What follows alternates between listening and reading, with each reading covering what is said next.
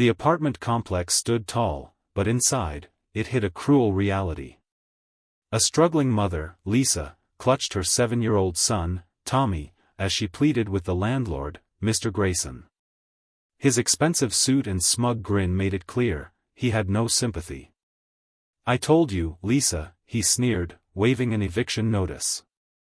"Rent was due last week. If you can't pay, you're out."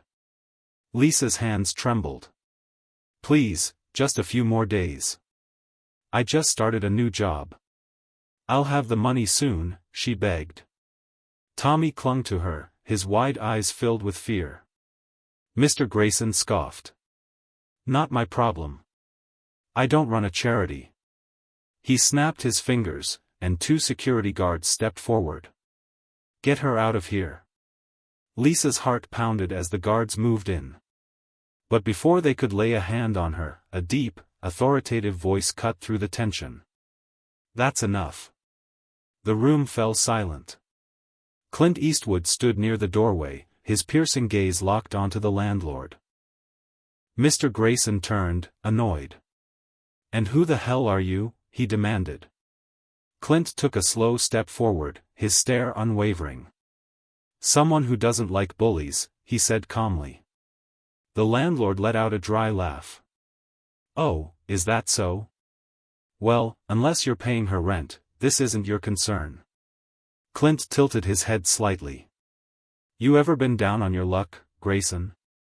Ever had to fight just to keep a roof over your head?" The landlord rolled his eyes.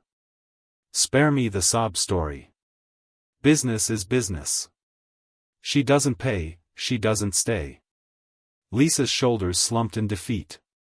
Tommy clutched her hand tighter. Clint exhaled, shaking his head. "You've got a nice building here. But I've seen men like you before. The kind that think money makes them powerful." He took another step closer, his voice dropping lower. "It doesn't. Character does." The guards hesitated, sensing something shift in the air. Clint's presence alone was enough to make them uneasy. The other tenants peeked through their doors, watching the confrontation unfold. Some had suffered under Mr. Grayson's iron fist before. They whispered among themselves, daring to hope that someone had finally stood up to him. The landlord smirked. "Nice speech, cowboy. But it doesn't change a thing. I want them gone. Now." He turned to the guards. "Do your job." The guards stepped forward again, but before they could act, Clint pulled out his wallet and tossed a thick stack of bills onto the desk. "That should cover her rent for the next few months," he said firmly. Gasps filled the room. Lisa's eyes widened. I can't accept this," she whispered. Clint looked at her with a small, reassuring nod. "It's not charity. It's a reminder that good people help each other." The landlord's face twisted in frustration. "You think that impresses me?" he spat. "Money doesn't give you the right to tell me how to run my business."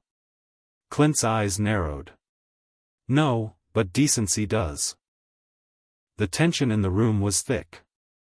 Mr. Grayson scoffed. "Fine. She stays. For now." He grabbed the cash, but Clint wasn't done. "Actually," Clint said, stepping even closer, "I just bought her some time." "But you? You've got bigger problems." Mr. Grayson frowned. "What the hell are you talking about?" Clint pulled out his phone, revealing a live video stream. The entire confrontation had been recorded, and was already going viral. "Thousands of people are watching you throw a struggling mother and child onto the street," Clint said coolly. The landlord's face drained of color. "You wouldn't, I already did," Clint interrupted. "Let's see how your reputation holds up now." The whispers among the tenants grew louder.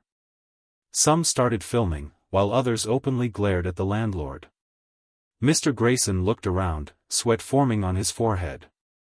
His business depended on wealthy investors and renters. If this got out, he could lose everything. His arrogance crumbled. He forced a stiff smile. Lisa, maybe we can work something out, he stammered. Lisa's mouth fell open in shock. The same man who had threatened her moments ago was now desperately trying to save face. Clint crossed his arms. No need, he said. Because you won't be running this building anymore. Mr. Grayson's eyes widened. What? Clint turned to Lisa. Ever thought about owning your own place? Lisa blinked. What do you mean? Clint smirked. This building is up for sale. I just made an offer. And let's just say, I don't evict good people. The room erupted in cheers. The tenants clapped, some even hugging each other. Mr. Grayson stood frozen, his mouth opening and closing like a fish.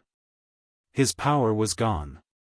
Lisa fell into tears, hugging Tommy tightly. I don't know how to thank you, she whispered. Clint gave her a small nod. Just pay it forward when you can. As he walked away, the entire building buzzed with excitement. The arrogant landlord had finally met his match. If this story inspired you, don't forget to subscribe and hit the bell icon for more.